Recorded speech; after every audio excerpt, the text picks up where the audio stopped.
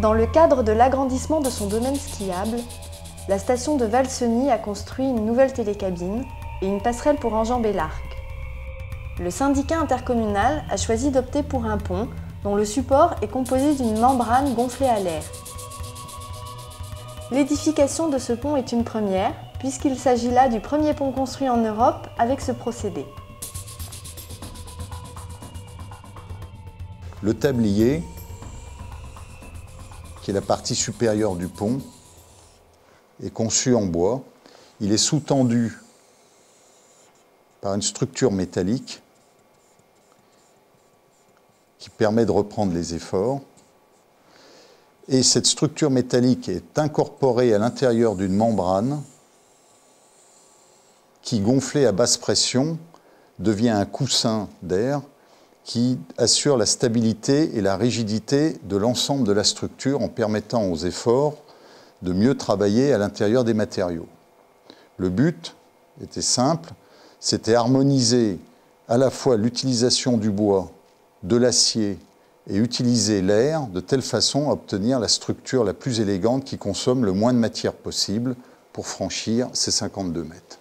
Le tablier a des efforts, des moments locaux de charge, local, concentré, et on a une compression, une grosse compression. Avec l'air, on arrive à stabiliser le bois, c'est-à-dire on tient en position le bois pour qu'il puisse travailler jusqu'à la rupture, sans voir en arrivant exactement à la tension maximale. En membrane comme ça, le type 3 PVC tient 100 kN par mètre, c'est-à-dire 10 tonnes par mètre. Vous imaginez 10 tonnes, c'est 1 mètre, elle tient 10 tonnes, s'il y a des trous.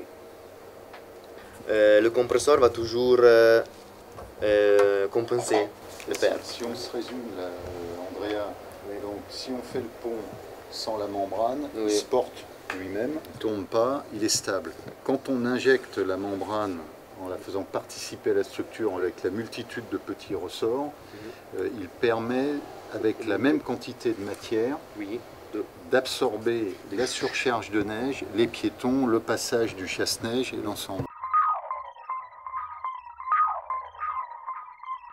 Nous sommes fournisseurs du matériau semi-fini et le confectionneur va transmettre nos garanties toiles à son client en rajoutant sa garantie confection et installation le cas échéant. Vous donnez aussi une notice de maintenance et de surveillance du matériau. Tout à fait. On a développé également nos propres détergents qui sont à la fois compatibles avec le matériau, pas trop agressifs, mais efficaces pour que la toile puisse se nettoyer dans le temps. Et on préconise bien sûr dans l'entretien l'utilisation de ces détergents et on explique la procédure. Voilà. Les conditions de maintenance et de surveillance de la membrane donc, sont préconisées dans la notice d'utilisation donnée par le fabricant. Quel est l'ouvrage qu'on peut montrer et qui peut témoigner du vieillissement dans le temps et du comportement de cette toile? Alors en membrane Ferrari, en membrane pré-contraint Ferrari, l'ouvrage le plus ancien est un bâtiment de 1982, donc ça va bientôt faire 24 ans, pour un hangar d'avion en Allemagne. 10 ans c'est la garantie, l'espérance de vie va bien au-delà. Oui. C'est comme pour une maison conventionnelle ou une voiture. Mais il y a une garantie décennale. Alors la garantie décennale est donnée par le confectionneur installateur. Nous c'est une garantie fabricant sur le matériau, c'est une garantie de 10 ans et lui donnera une garantie décennale.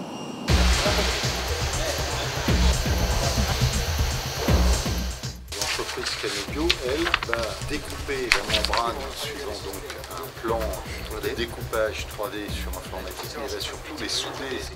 On a les deux phases du système. Andrea, lui, fait la conception assistée par l'ordinateur, et là, c'est la fabrication assistée par l'ordinateur. Là, c'est quand même très intéressant de voir le niveau de mécanisation.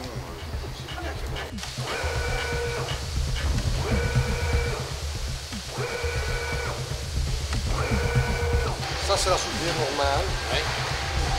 Ça c'est une couverture pour diminuer l'exposition d'air.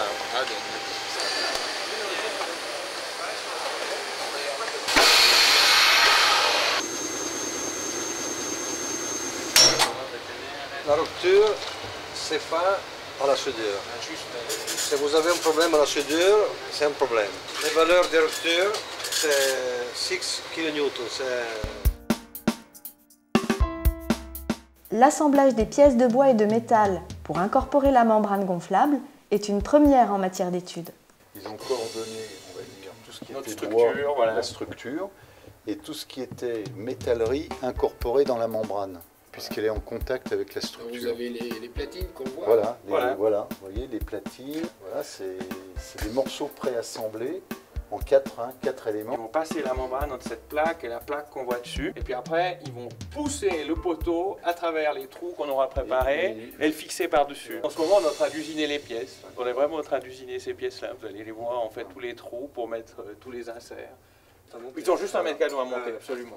C'est-à-dire, et puis, la ferrure qu'on va aussi, qui est assez complexe, qu'on va monter, c'est celle du bout, si on veut. C'est celle-là. Ici, c'est l'appui, en fait, on renforce les poutres, hein, et puis sur l'appui, on va se retrouver avec une plaque qui sera déjà livrée sur place. Voilà. En fait, ça arrivera complètement assemblé. C'est ce qu'on a vu avant, c'est ces pièces.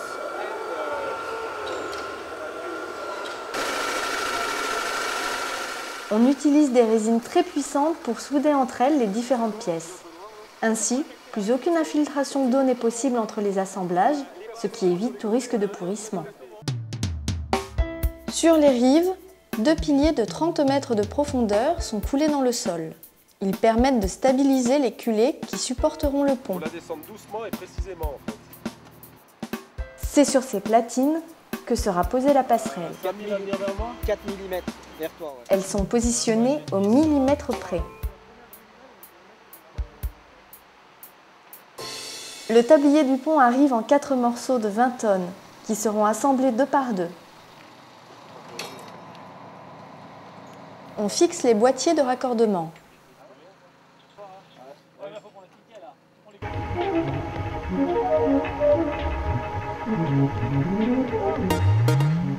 Les tabliers de mélèze, en lamellé collé, sont haussés sur des appuis.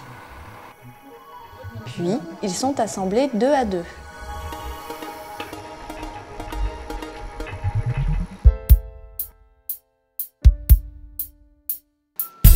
Les membranes, confectionnées par l'entreprise Canobio, arrivent d'Italie.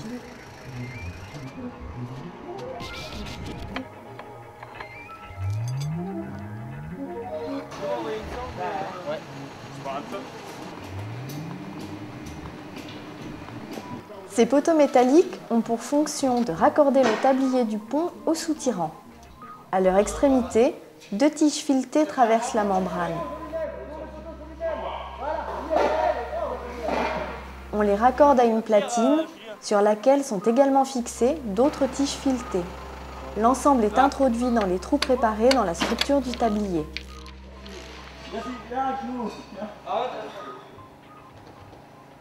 Cette platine permet de maintenir les poteaux entre eux. À l'extérieur de la membrane, on vient fixer une autre platine.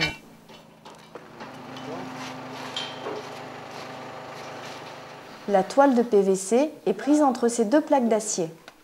Elle est protégée par des joints de caoutchouc qui assurent l'étanchéité à l'air quand la structure sera sous pression.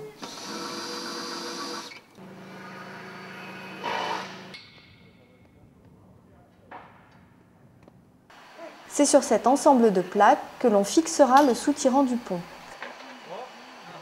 Une fois tous les poteaux montés, il reste à fixer le bord extérieur de la membrane au tablier. Près de 200 mètres de profilés sont vissés pour maintenir les bords.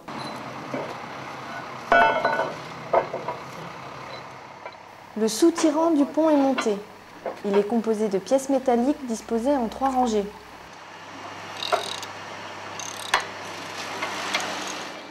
On procède à un essai de gonflage du ballon afin de détecter d'éventuelles fuites d'air.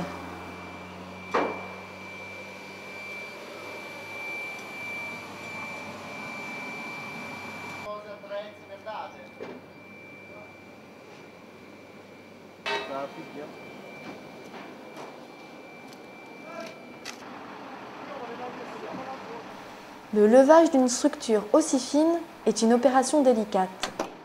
L'élingage est l'objet de vérifications précises pour ne pas faire subir au tablier des contraintes mécaniques trop importantes. 4 grues sont utilisées, dont 2 grues de 200 tonnes et une grue de 500 tonnes. 2 grues porteront l'élément en le soulevant par ses extrémités. Toute une procédure d'élingage et de désélingage est nécessaire. Puis la grue de 500 tonnes l'amènera seule jusqu'au-dessus de l'arc. À son tour, la grue située sur l'autre rive attrapera l'extrémité du tablier et permettra ainsi la mise en place précise du pont. Comme là, de 30 cm. Stop! Remate un coup! 12 heures seulement auront suffi pour installer avec succès les 2 moitiés de la passerelle qui seront raccordées sur place.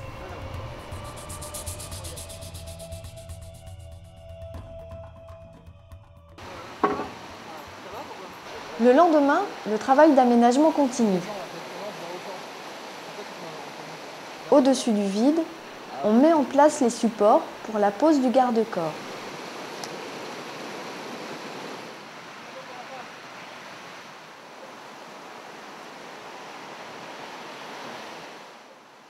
Les membranes sont gonflées à basse pression. Un compresseur, relié à des capteurs, maintient en permanence la stabilité de l'air.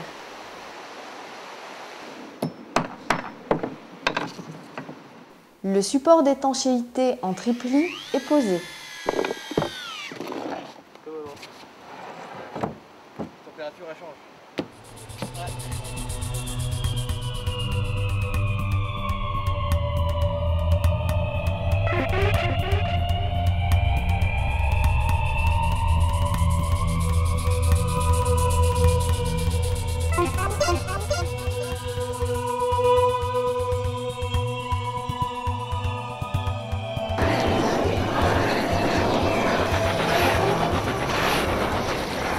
Puis, on procède à la mise en place de l'étanchéité.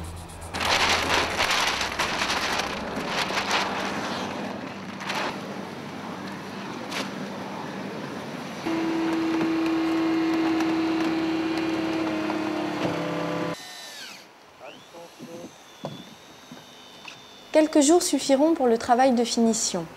Fixation des solives, du platelage porte-neige, construction des garde-corps et de la passerelle piéton en caillebotis.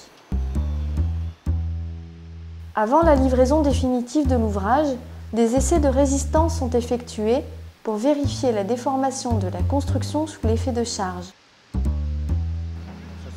Les résultats des mesures devront être en accord avec celles qui étaient prévues dans l'étude théorique.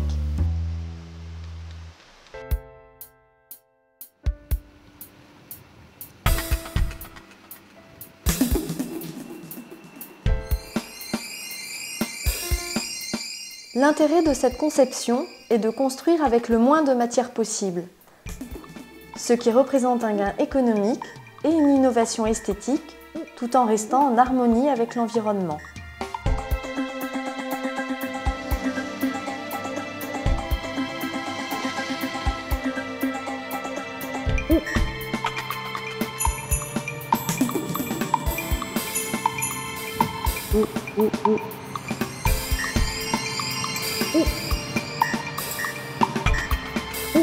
Ooh.